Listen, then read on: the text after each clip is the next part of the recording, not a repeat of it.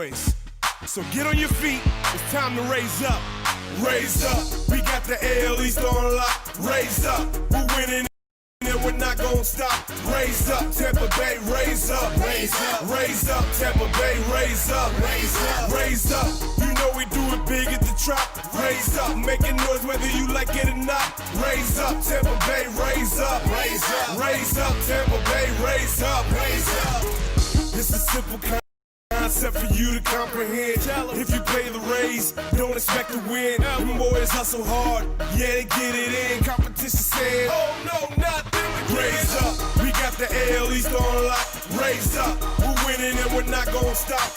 Raise up, Tampa Bay, raise up. Raise up, raise up, Tampa Bay, raise up. Raise up, raise up, you know we do it big at the Trop. Raise up, making noise whether you like it or not.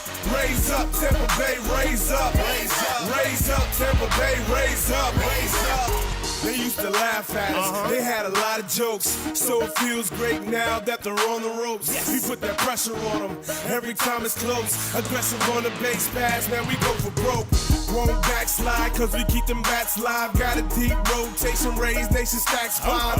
Defense flying all over the field. At home and away, they been showing some skills. These boys are for real, better act like you heard. All it takes is one swing from the man who plays third. That's what we call a 5-2 player. So if you love the Rays, say what I do, player. Raise up, we got the AL East on lock. Raise up, we're winning and we're not gonna stop. Raise up, Tampa Bay, raise up. Raise up, raise up, Tampa Bay, raise up. Raise up, raise up, you know we do it big at the Trop. Raise up, making noise whether you like it or not. Raise up, Tampa Bay, raise up. Raise up, raise up, Tampa Bay, raise up. Raise up.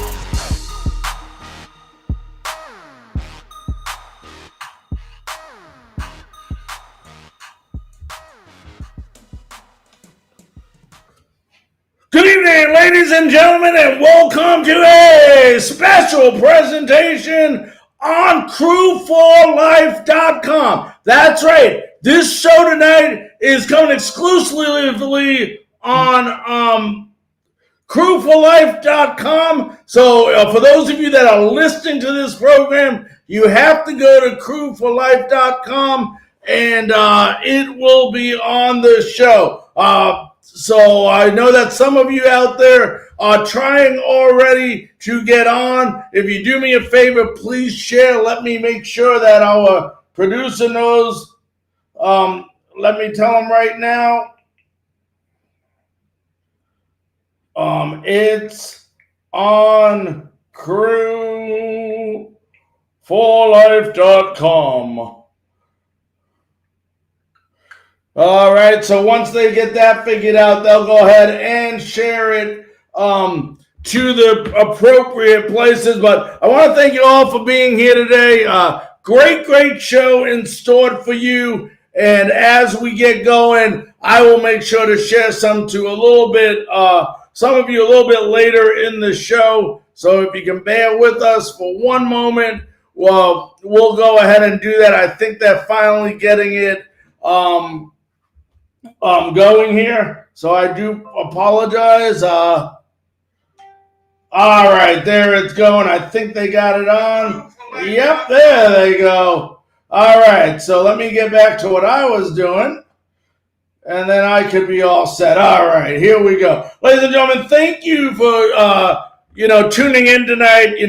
Obviously for Tampa Bay fans, Tampa Bay sports fans, Tampa Bay Rays fans, very difficult day, a very difficult night last night as our Tampa Bay Rays lost in Game 6 to the LA Dodgers by the score of 3-1. And, a lot of controversy came up in this game, and we're going to talk about it. I'm not going to be, someone that doesn't open up about it. You guys know how I am, and, I always will go ahead and open up and be honest with you and give you my thoughts. But, yesterday night, it's the 6th inning. Blake Snell is just cruising along. He's given up one hit at this point, struck out 9 out of 17 or 9 out of 18 batters, and gives up a hit to the number 9 hitter Barnett, and all of a sudden, all heck breaks loose. Here we go. Kevin Cash comes out of the dugout and pulls Blake Snell after facing the order twice.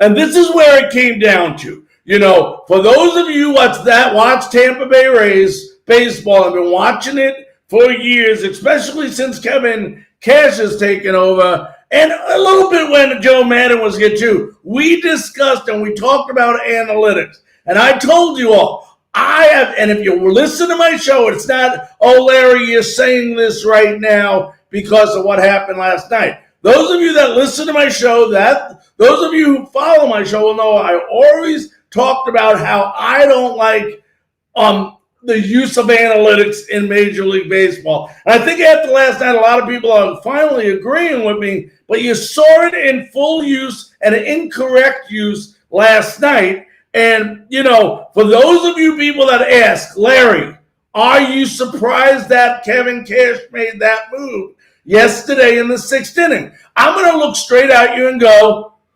no, I'm not surprised.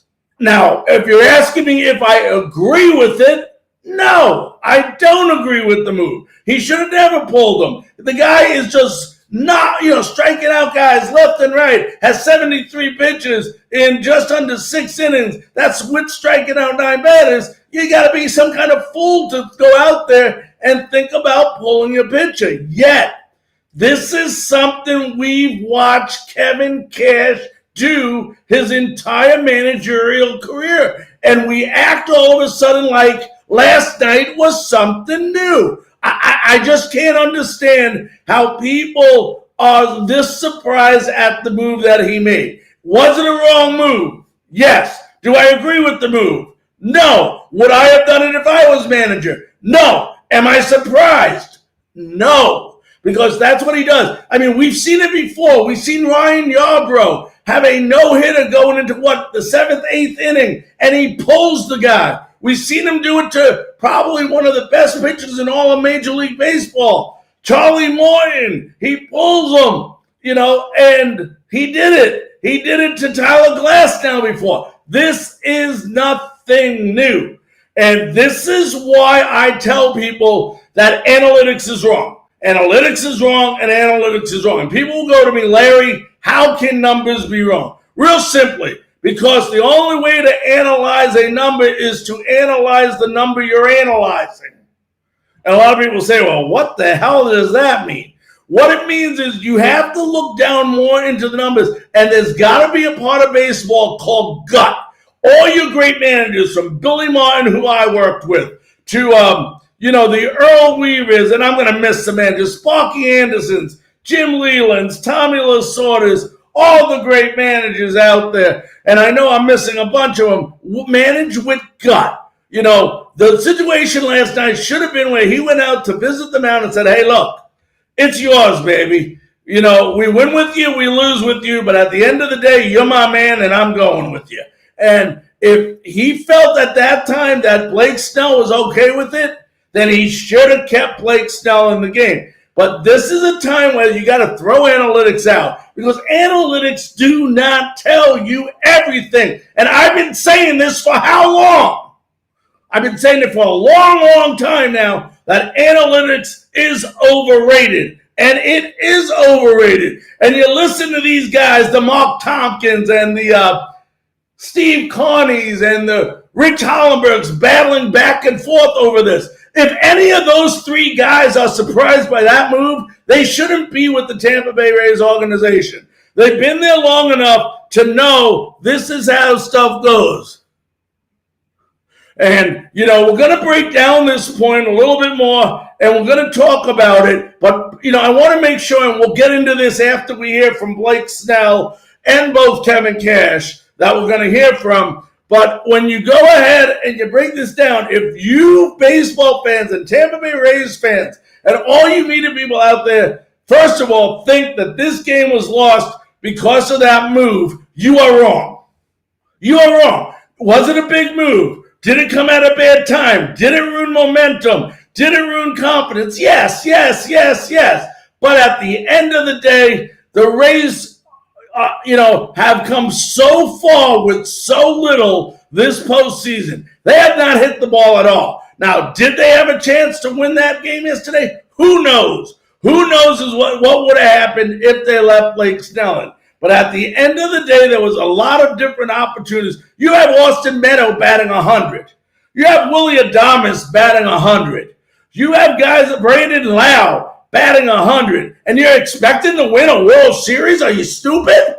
Of course you're not going to win a World Series. Okay? But we did play tough baseball. We didn't get where we wanted to go. We were not ready at this time to be the best team in baseball. Now you got 2 ways to looking at this. We are the best, worst team in all of baseball.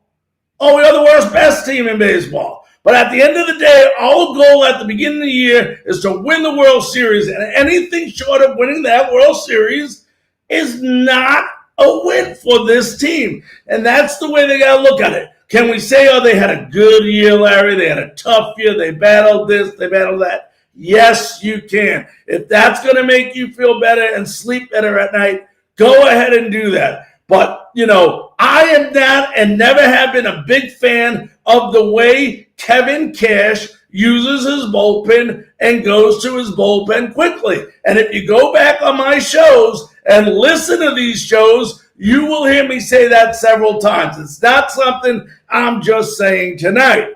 But when you go back and you listen to this, I do have to give him credit during July when he lost 11 of his pitchers and all quality pitchers, and he still managed to get this team together, rally the team around what he had, and they kept winning ball games. Of course, also at that time, the bats were clicking, and that was the main difference. Now, I want to once again make this very clear. I do not agree with the decision to pull Blake Snell out, but at the end of the day, Kevin Cash has done nothing different than he did all year to get the team where they are to win today. You're hearing ludicrous things today, like Kevin Cash should be fired. He's the worst manager. No, he's not. No, he's not. And he's not getting fired. Here's a guy that needs to go back, reanalyze himself, and say, maybe I need to go with my gut a little bit more. And, there's a lot of questions a lot of people are asking, like, who made that final decision? If I'm the Rays and Kevin Cash didn't make that decision and it did come from upstairs, that's another whole problem to begin with. And I would not be very happy if I was Kevin Cash. Blake Snell, 100% correct to be upset. And that did 2 things yesterday, folks. Although we had a long series and there was a lot of different opportunities, think about it this way. If we played analytics in Game 4, Brett Phillips doesn't come up with that hit because never in 1,000 years would Kevin Cash put him up to hit because analytics would have said don't do it. So, there is a game you won without using analytics too. But at the end of the day, when you look at this, this is what happened last night. The team is growing. The team's on a high. Blake Snell believes he's invincible. The entire team thinks Blake Snell is invincible. And then what happens? They go ahead and pull all of the enthusiasm, all of the adrenaline, all of the fired up psyche, and they pull it away and they give it to the LA Dodgers. And if you're Mookie Betts or one of those top 3 hitters that are Mac Muncy coming up to the plate, you struck out twice already versus Blake Snell. You're happier than a pig in mud when you find out Blake Snell is being pulled for the game. You just raised those guys' confidence level a complete turn to be much better and much higher than it had been all game. But let's go ahead and break down and look at this controversial call a little bit in depth. By Kevin Cash to pull Blake Snell. And let's go ahead and hear from both Kevin Cash and Blake Snell.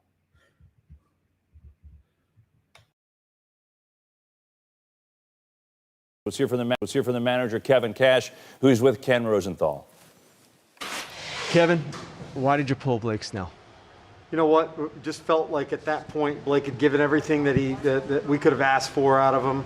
Tough decision, gut-wrenching decision. Nick Anderson's been arguably the best reliever in baseball the last 2 years. Wanted him to get through the inning. Totally understand the question, the criticism that's going to come with it, but confident that we had two really good options to choose from. I understand this is the way you play.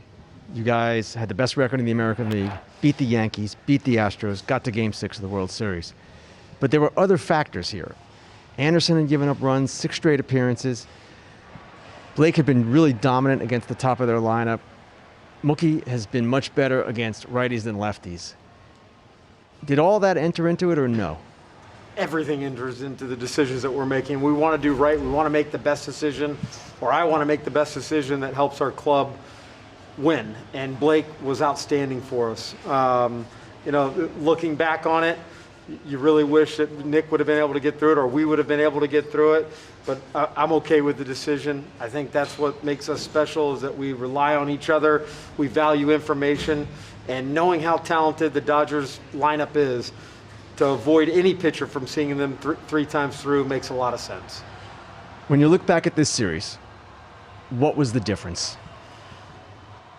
Well, the difference is they outplayed us, and to give a lot of congrats to the Dodgers organization, Andrew Friedman, Dave Roberts, his staff, and all their players. They're as talented as any team that I've probably ever seen, as deep, as thick. So they beat us. They showed that they were better, and they're celebrating.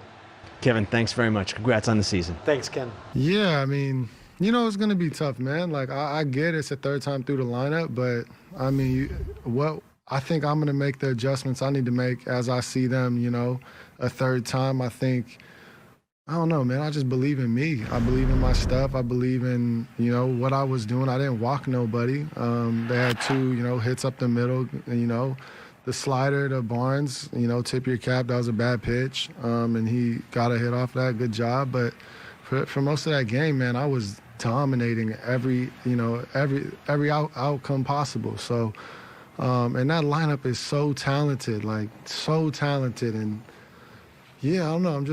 I'm proud in the way that, I scouted them. I scouted myself. I'm just proud of everything I did to put the team in a situation to win. And I wanted to keep going, man. I felt so confident, how I adjusted through seeing them a second time and what I was going to be able to do a third time. Like, man, I believed a lot in myself and what I did to, hopefully see him a third time through and a fourth time if needed. I mean, I wanted to go that whole game. That was everything I wanted to do, was just, burn the tank and see how far I could go.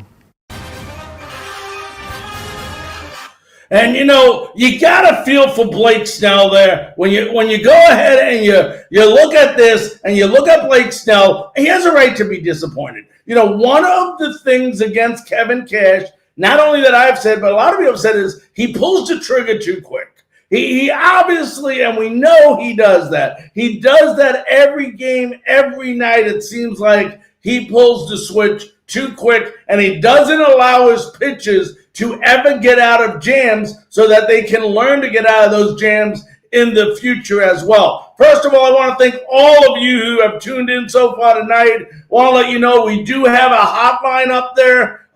The phone number is on the bottom of the screen. If you want to call in, you want to interact, you want to leave a message, you can either call in at 813-922-9810. Once again, on the bottom of our screen, 813-922-9810. Go ahead, give us a call. We'll put you on the air, and we'll talk some Rays baseball. We're going to also be getting into some Tampa Bay Buccaneer football here in the next 15 minutes or so. So we will be talking about the Bucs as well. But go ahead and call in or leave a message. But for those of you guys that think that this game was just lost because of that one incident, you are wrong. You're completely wrong, and you don't know anything about baseball if you think you do. You are wrong. You're not going to beat the Dodgers 1-0. If you plan on beating the Dodgers 1-0 in that game, by the end of the ninth inning, you're fooling yourself. They are too good of an offensive team, too good of an explosive team to hold down for 9 innings. Sooner or later, it would have came down to Nick Anderson, because the belief that Kevin Cash has in Nick Anderson. Now, I understand Nick has not done a great job, in the postseason, but, you got to take it like, any other part of the season. You go with the guy, you go with the workhorse, you go with the individual that has been going, continuing to go out for you and win that game. And Nick Anderson, whether you believe it or not, if you were going to take Blake Snell out, which you did in that game, then Kevin did bring in the right guy. Unfortunately, Nick didn't come through, and that's the game of baseball. For those of you that have not been around the baseball games, there's many ups and downs. It's an emotional roller coaster. You go through the dog days of summer, which these guys really didn't have a chance to go through this year because of the COVID-19. There's slumps, whether you're a pitcher, whether you're a hitter, whether you're a fielder. You go through slumps, and this was just one of those times, we can look back, we can talk about it, we can say it's the wrong decision, but at the end of the day, the Rays the Rays cannot plan on, playing 1-0 games and coming out on top. Got a couple messages on my phone. I don't know why it's not coming here, but let me go ahead, and I think we got a phone call coming in. If you give me 1 minute here, we will go ahead and get the caller on the line. I believe they're calling from Baltimore, Maryland. I'm not sure who I have on the line, but let's go see. Thank you for calling Frankly Speaking Sports. How may I help you? What's up, man? My name is Alex. How you doing, man? Hey, buddy. How you doing? It's great to. Where are you calling from, Alex? Baltimore?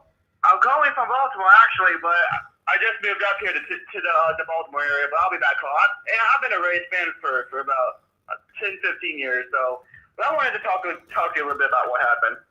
First of all, let's state some facts. First of all, I'm gonna be bold about it, okay? Yesterday's game was not lost because of that one move. Correct. Say what you want. You go all the way back to the Astros series. Let's be real. Let's be real. Let's just say how it is. The Rays got lucky. Let's just say it. It is what it is. The Rays got lucky. Houston series alone, okay? Had it not been for Altuve's 2 errors, we wouldn't even be here. Without a Rosarina, we wouldn't even be here, right? So that alone is, there's no way this team gets it this far without a Rosarina alone. Say what you want, blame Cash. You can't, yes, you guys are right. Cash has done that all year, blah, blah, blah. He has. But you're talking at a 23, 24, $25, $6 million payroll versus however much everybody else is. He's dealing with the lowest payroll. He dealt with pitching injuries all year long. You say what you want.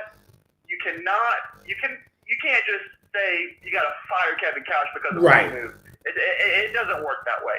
But the way I see it is yes, yesterday's game was unfortunate the way it unfolded, and it sucks. And being a Rays fan, you can only imagine wanting to punch TVs and you know what. Yeah. But say what you want.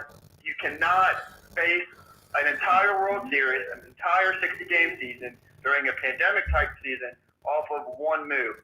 And you know what, Rob? If Nick Anderson comes in and gets those 2 outs or 3 outs in that inning, we're not even discussing this today. We're not even discussing that. Right. That's number one. I mean, just like I said, it just comes down to you gotta look before. Yeah, and I agree with you. Do I agree with him putting Nick Anderson in there? I probably wouldn't have used Anderson. Anderson has given up however many runs the past previous games. I think if you look at his stats, I think he gave up a run per game in the previous 2 games. I think it was. Could be wrong there, but I wouldn't have used Anderson in that situation. But I still just don't see pulling Snell. I did that. That's just a bad call. Dude was dominant. Gave up 2 runs. 2 hits, no runs, pitching lights out baseball. And for Snell, it's pretty good because everybody knows he's been up, down, up, down, up, down. Yeah, and Rob, to say one other thing to you, who would have ever thought you're in Game 6, and I know Joe Buck mentioned it a couple times last night, and I'm not always a big Joe Buck fan, but he was right. How many times could you look at that lineup, the Tampa Bay Rays last night, and say Meadows batting 100 in the postseason, Willie Adames batting 100 in the postseason, Yandy Diaz and Brandon Lau batting 100 in the postseason, and they're playing in Game 6 of the World Series. And that's where people are starting to miss out. We were doing fantastic during the regular season. You look at Brandon Lau's numbers, you would never think. But unfortunately, when we got to the off season, offense got dead. I mean, just the Houston series alone. I call it as I see it. The Rays front office made a very good move. They got a Rosarina, but without a Rosarina, we wouldn't even be sitting here. We wouldn't even be in that series. Say what you want. Yep. But Altuve's errors alone. I mean, we won at least that one game off of Joey Wendell's, was it a 2-run single? I mean, that error alone is what we. Sorry, it is what it is. We wouldn't have won that series had it not been for that. So I mean, the Rays were lucky. We can't say we didn't play hard baseball. We definitely did. But the problem is it wasn't pitching. The pitching was fantastic during the entire postseason. Absolutely, yes, it was. But the offense just wasn't there. But to be honest with you, I'm not mad about I can't say I'm disappointed by Cash's move, because you want to know why? I'm used to it. We're used to it. He's done it all year. Yeah, I can't tell you how many times he pulled Glass now and Morton early in the game. I mean, we're used to it. It's not something to be mad about. It's not something new. Now, I do have a thought, though. I want to see your opinion on it.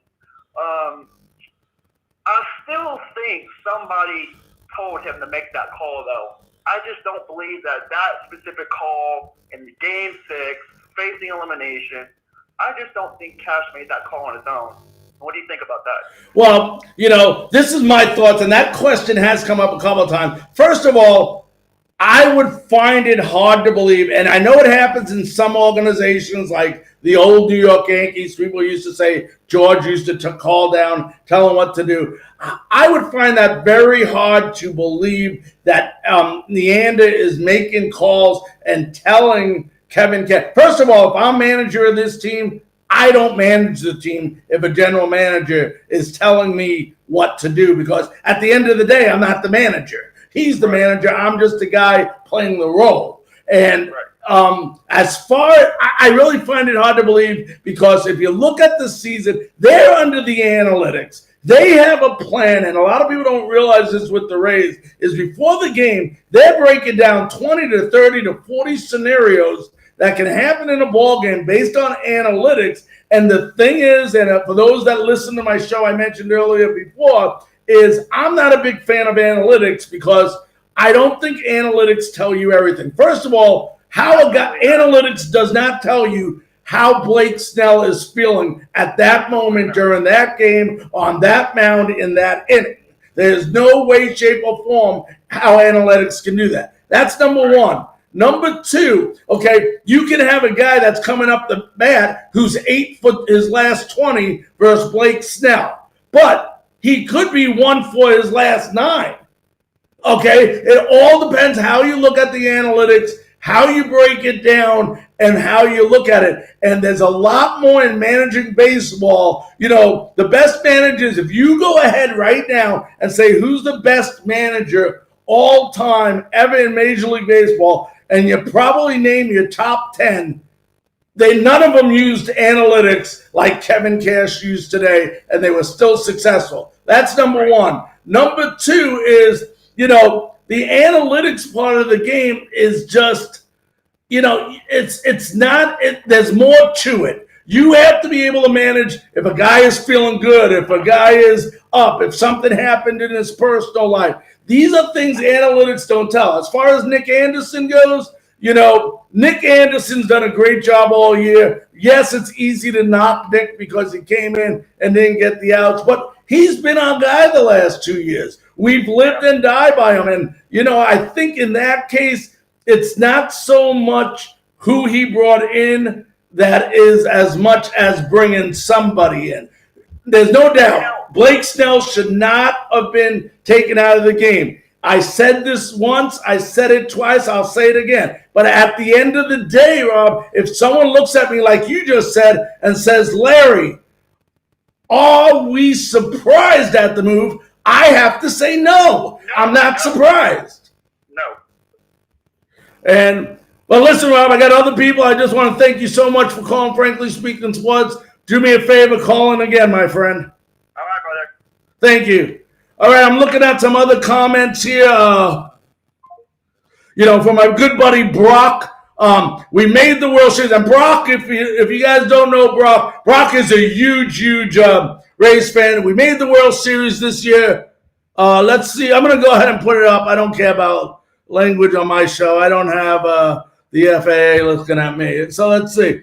What made the World Series, y'all, this year? Was a success, shitty move, but we lost as a team. Great pitching, Cy Young pitching. We can't score runs. Brock, you're right. The bottom line here was not our pitching. The bottom line here was not Kevin Cash's move. The bottom line here was our offense did not show up in the playoffs. And it's about time. We won a ball game from a guy who hit under 200 as a career hitter in Brett Phillips. And no disrespect towards Brett. But I'm saying we did not come to play from an offensive perspective. And I think a lot's being, you don't hear a lot being said about the other players. Where was Lau? Where was Meadows? Where was Diaz? We are going to learn, okay? We are going to learn. And there's going to be a lot of moves, I think, that are going to surprise some people. And we'll go into this in a moment because I want to make a special announcement from crewforlife.com that I promised them I would do. But, let's also talk about the future. This will not be the same team next year. Will Willie Adames be back? We know Rosarino's coming back. They got him for a couple of years locked up, I believe. I don't know. I don't have all the contracts in front of me. Technically, they're not supposed to lose some people, but some questions to raise to you. Margot had a good showing. He showed up.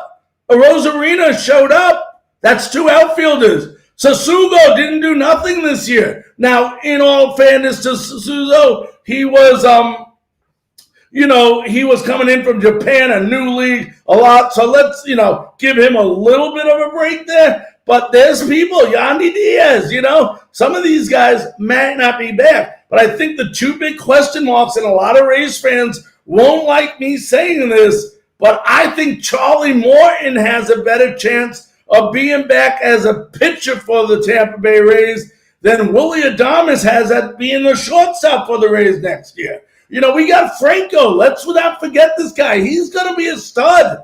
I mean, he's in the minor leagues, and you got, Willie didn't show up. Willie's one of those streaky hitters, very inconsistent fielder who had a great second half of the year fielding. But, you got to make places in the outfield, and you're going to have to make places in the infield. One of the guys that could be gone is Kevin Kiermaier. You got to get something for these guys, why they're worth something, like a Rosarina back or something like that. And I'm not saying that they won't be back, but we'll talk about that in a moment. But a few things I want to first go over here from my good buddies at Crew Life. So let me go ahead and get that up for you. And I'll tell you what, guys, you got to look at this. Unbelievable. I'm going to try to zoom in on this a little bit. I think you guys, let me see. Let me do it down one more. All right. I think you guys could read that right now.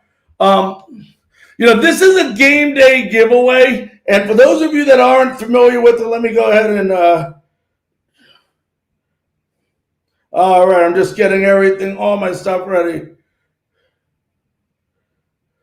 And this is for anybody. There's a website here, crewforlife.com. It's also on the bottom of the scroll. When you look, it's also on the top of the page besides it. But we have tickets to see our Tampa Bay Buccaneers take on the New Orleans Saints in what should be one hell of a battle here for the NFL South. Here are the details. Take them down. Listen to them. Listen to what you can win first. The details to enter the drawing. This drawing will be conducted and hosted by my good buddy John Stone of the Buccaneer Treasure Cove, you would need to go to www.crew4life.com. Once again, www.crew4life.com and register using the giveaway form. All you do is register to become a member of Crew for Life, fill out the slip or the form, and you automatically enter to win tickets to the game versus the New Orleans Saints. I can't see how you can make it any more easier. For those of you who are still listening to me, the numbers should be going down. You should be going to crew4life.com and signing up right now. Now, the form can be found at the bottom of the page. Okay? Upon completion, you will be sent a confirmation email. This will automatically enter you into the drawing for the tickets. And just when you thought it couldn't get any better, I love Crew for Life, man. These guys are incredible. If you like an additional entry to join the drawing for these tickets, you can purchase. Listen to this. Listen to this. You need a vacation? You need a getaway? You just need to get away from everything going on today in the world? Listen to this. $20 Fan Booze Cruise raffle ticket. $20. That will put in 2 additional entries into the drawing, plus you can win a fabulous vacation next year. That's right, a fabulous vacation next year. The link to sign up for the cruise raffle can also be found at the same website, www.crew4life.com, under the event tab. Now listen to this, guys. It gets better. All the proceeds of the cruise raffle goes to What the Buck Really Matters, a local 501c in the Tampa community who continues to give back. Drawing for the Bucs vs. Saints tickets will be held live on Thursday, November 4th, which I believe is a week from tomorrow. So if I'm right, it's a week from tomorrow. Let's give a very special thank you to Rick Bell at Deep South Camden Tree for this very generous donation for the crew. Once again, www.4crewlife.com, where being part of the community is a big deal when it comes for being a crew member for life. So we want to thank them very much. What a great event. I kept that up a little longer so you folks could see that, hopefully. If you have any questions, concerns, thoughts about that, you can go to my good buddy Rob Thompson for Crew for Life. Instant message him, and I know he will definitely get back in touch with you. A lot of messages coming in. Is Morton coming back? Is Randy coming back? I think Morton, this is the way Charlie Morton, I look at it. If Charlie Morton doesn't retire, he will be back with the Tampa Bay Rays. I think he has something to finish here. This is a good team, and this is going to be a good team for a long time. You know, Charlie's now looking to go somewhere where he can prove himself and play another 10 years. You know, he's getting older, and he's near retirement. He's accomplished. He's won a World Series. I think he'd like to win one more. You know, our buddy Brock, not a big fan of Adames. I'm going to go into that in a minute. Thanks, Brock. Seems like every time I see him bat, he seems uncomfortable in the backs. I don't watch every game. Just seems like the entire playoffs. You know, he did look uncomfortable, Brock, didn't he? You know, when you look at Adames, you know, Adames is not a good hitter. Adames will get a good week and a half, 2 weeks, where he gets real hot, and then people go, wow, Willie's really hot, and then he gets cold again. Willie Adames, you know, as great as an, you know, fielder he is, you know, when you look back the old style, the Mark Belangers, the Buddy Harrelsons, the Dave Concepcions, the Bill Russells that played the infield. You know, when you look back at those days, you look back and these guys didn't hit the ball, okay? They feel the ball, but the game's changed since then. Now it's become more of an offensive position where you're seeing guys, whether it was Machado playing shortstop or the Cal Ripkins or the Derek Jeters or the Alice Rodriguez players. You know, it's just, you know, It's just a different game. And I think, I put Adames in a trade and get something back if you can. I don't even think he's worth that much, from a trade perspective, but he could be a guy you throw into a trade to complete a deal that may get you a quality arm in the bullpen. So, it's going to be a very interesting. This team, we found out, is not there yet. They're getting closer, but close isn't there. There's 32 teams in baseball. They were one of 31 teams or one of 29 teams that didn't win it.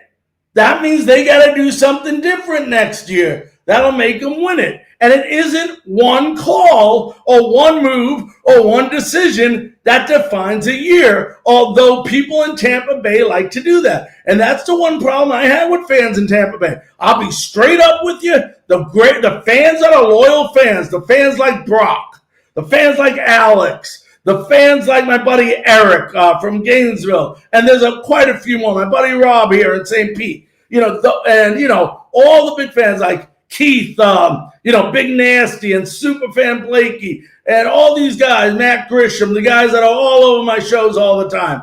Those are guys that are real fans. They don't, they care if you win, they care if you lose, but at the end of the day, they're always a fan. You would never hear any of those guys loud, at least, say today, fire Cash. Never would you hear that. That's a ridiculous comment. The guy has won more games, I think, in the history of any manager with the Tampa Bay Rays. Maybe Joe Madden might have him by a few. And you're talking about firing the guy for one decision. For one decision. That just shows how much of you don't know what the hell's going on in society. That you don't do that. Imagine it at every single job, every decision you made, you were fired for? Come on, guys. It's ridiculous. So that's just my opinion on that. I do want to get into some Buccaneers in a minute, but let's go ahead and, we'll continue on this note. So breaking down the lineup, who do you think stays and goes? It's real hard, Alex, to say who's going to stay and who's going to go. The big question, I think, next year is what do they do with Franco? They got to, sooner or later, make a decision on this guy. If he's ready, you got to bring him up, which means somebody's got to go. I'll tell you one guy that is going to stay is Brandon Lau. They signed him to a 5-year deal. They're going to continue that deal. The big thing I call it that needs to be worked on is up the gap. And I call it up the gap is from catcher to center field. We do not have a productive catcher. As much as I love Mike Zunino as a person and a defensive catcher, he is a liability when it comes to us offensively, although he did have some decent hits in the postseason and carried us a few times. That's number one.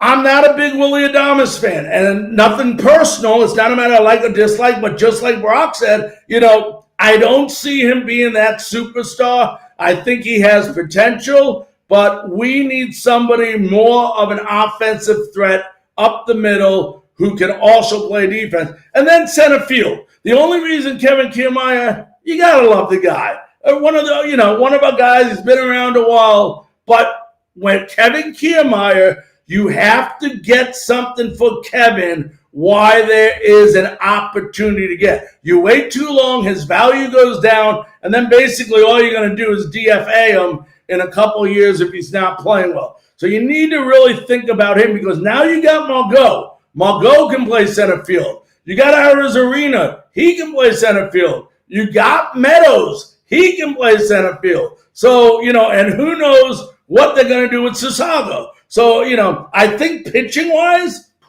if Morton's coming back, you're fine on the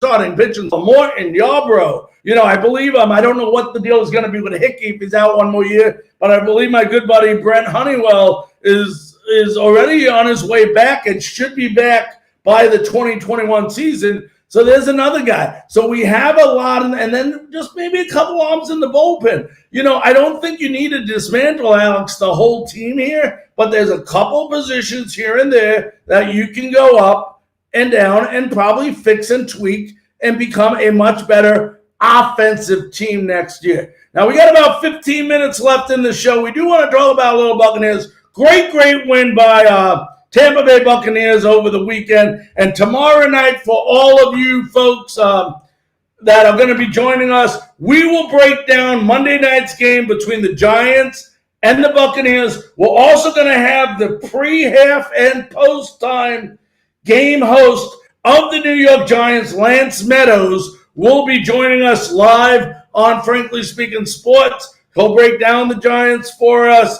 You know, we'll talk about probabilities that we should win. And I'm going to read one more minute.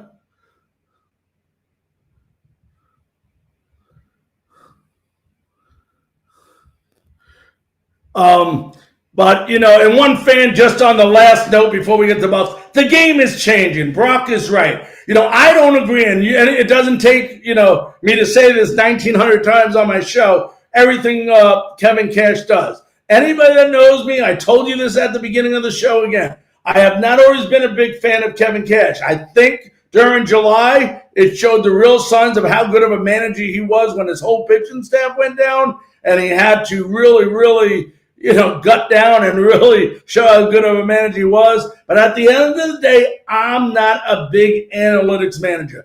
I will bet anyone their salary in the United States of America that you could put me on any team in the baseball next year, and I will have them win their division. There is no if, and, or buts about it. I am that confident. People say, you're crazy, you never did this. I've been around the game. I've been at that level in certain scenarios.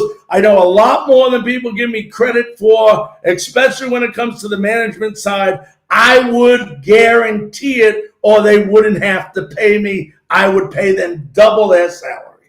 That's how confident I am, because managing is more than analytics. And we talked about that. We talked about how is a guy feeling, what's his day like. But the idea of a manager is to get the most out of your players that they can possibly give. At the end of the day, there is no such thing as less than 100%. If a player is giving you less than 100% in practice, he's going to be giving you less than 100% in a game. It's how you get it, how you motivate them, how you respect them, how you treat them, and how you get them to deliver for you in the time of need. And there's a lot more to management than just knowing about bunting, hitting and running, sacrificing like the game used to be. Although I would tell you right now, you would see small ball come back if I was manager.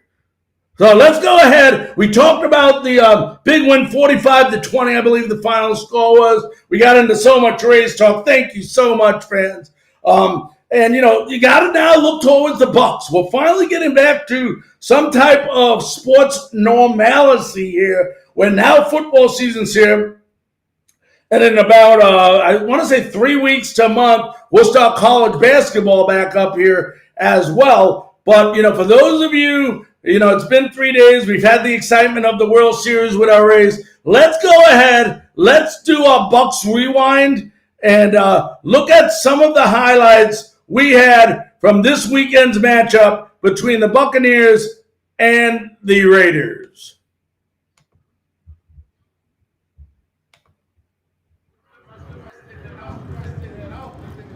Yeah, baby. Yeah, baby. Here we go.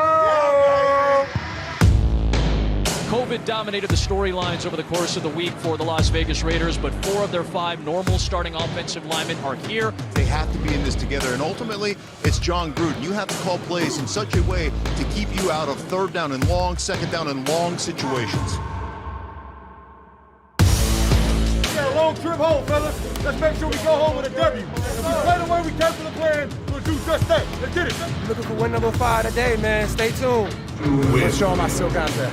A young rock star. A young rock star. Why they didn't jump? Lofting it up there. What a reach by Aguilar for a touchdown.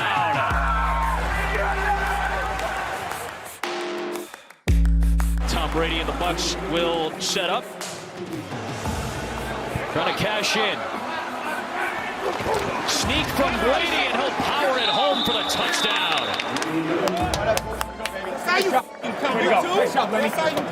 And Brady does it better than anybody's ever done it, the quarterback sneak. He gets his second of the year, and the Bucs answer back. Brady off the fake. Has time. Throws for Gronkowski, and he's got it inside the 5-yard line. Jeff Heath put a shoulder into him, but Gronkowski secures it. Back it up. Red zone chance, looking for Gronk, and he's got it for a touchdown. Back-to-back weeks, Rob Gronkowski finding the end zone, and the Bucs have taken the lead. Run away, baby. Good answer, boys. Keep running the ball, dog.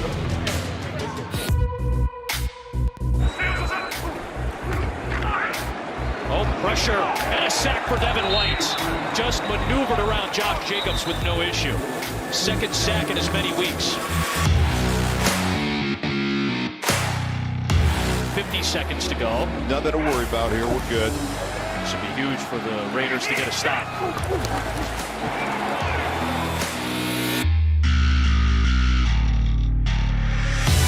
And it is caught for a touchdown. Got it, too high. Show this man alive. There you go, squirt. Nobody's stopping that. The field goal by Suckup will keep it at a 2-touchdown game. 24-10, Tampa Bay on top. And now Carr has Aguilar. It's caught inside the 5. Quick throw, slant, Waller, touchdown.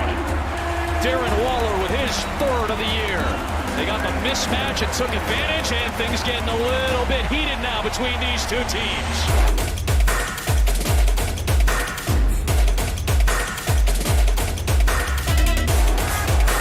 Brady looking for Godwin.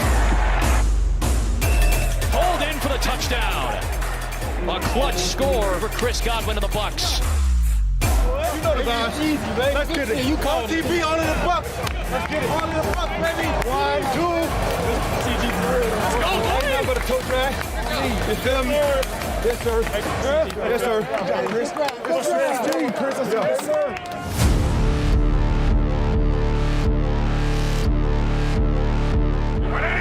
Playing corner. Big drive for Carr and the Raiders. And it's off the hands of Aguilar and taken away by Antoine Winfield. First career interception for the outstanding rookie, and he takes it to the 24-yard line. Yes, sir. I told you. It was coming today. Brady back in the end zone for Tyler Johnson, and he hauls it in for a touchdown.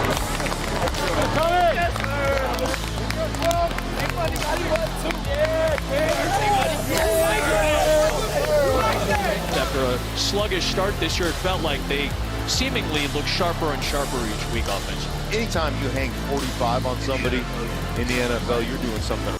And yes, you are. You're definitely doing something right when you score 45 points on somebody in the NFL. And, you know, what a great game by Tom Brady. 369 yards. What do you have? 4 touchdowns and then 1 rushing touchdown. He's hit 9 different receivers. It looks like every single person on this team is comfortable, and he is getting comfortable with them. You know, the Scotty Miller's emerging. You know, you've seen Hudson.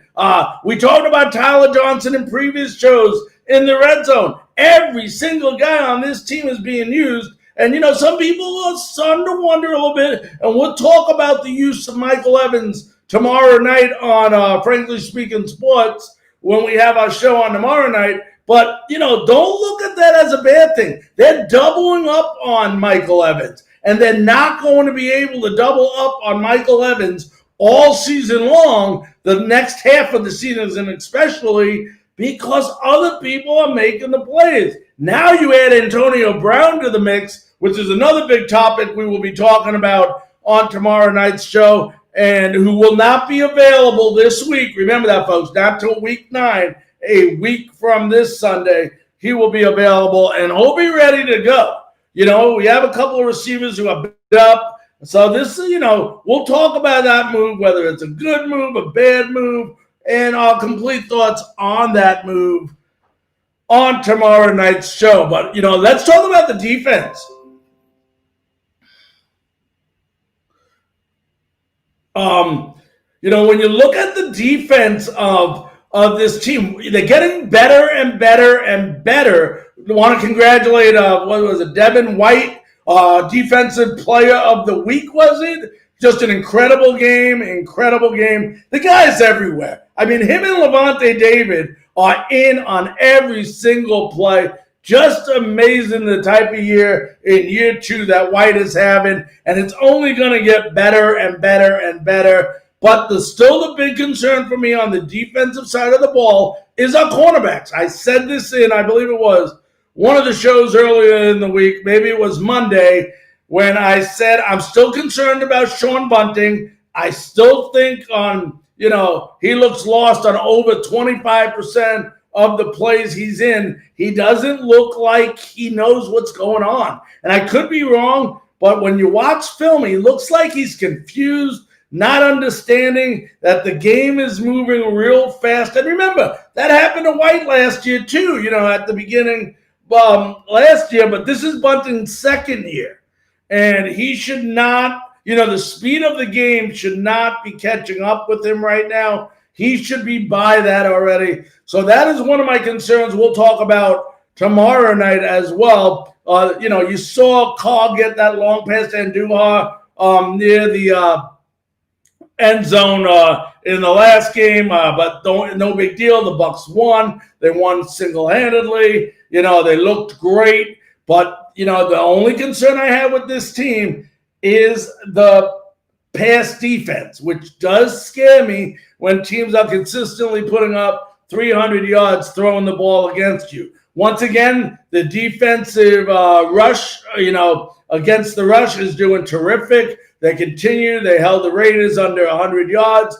Just a fabulous, fabulous job by the Buccaneers. Want to remind you a couple of quick notes, broadcast notes. Tomorrow night, regular time, 9 p.m., we will be on Frankly Speaking Sports Network and our YouTube channel, Frankly Speaking Sports. I do want to show you guys. Let me see if I can go ahead and get this on. There's a couple different ways you can go ahead and get in touch with us. You can go to Twitter, at Larry Frankus, YouTube. You can go to Frankly Speaking Sports. I'm sorry, I got messed up there, guys. You can go to Twitter at Larry Frankus. That's our handle on Twitter.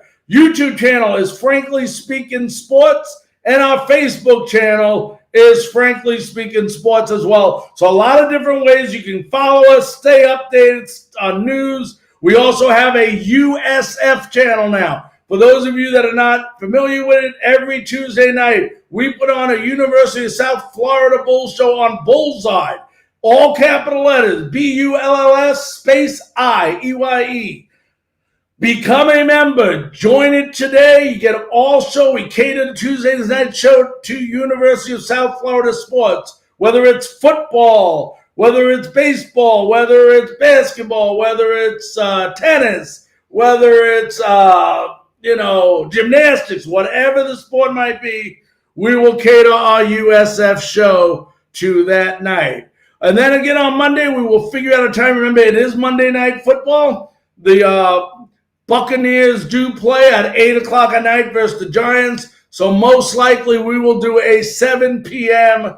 show, at least a pregame show beginning at 7 on both the crewforlife.com, I believe, and Frankly Speaking Sports will carry that pregame show. I will over the weekend let you guys know who the special guest will be on Monday. But tomorrow night, the pre-half and post-game host of the Giants radio station, Lance Meadows, will be joining us live to discuss the matchup between your Tampa Bay Buccaneers and the New York Giants on Monday Night Football. Ladies and gentlemen, I want to thank you so very much for joining us this evening. Hope you enjoyed the show. I really enjoyed the interaction. Let's keep that up, and we'll see you tomorrow night on another episode of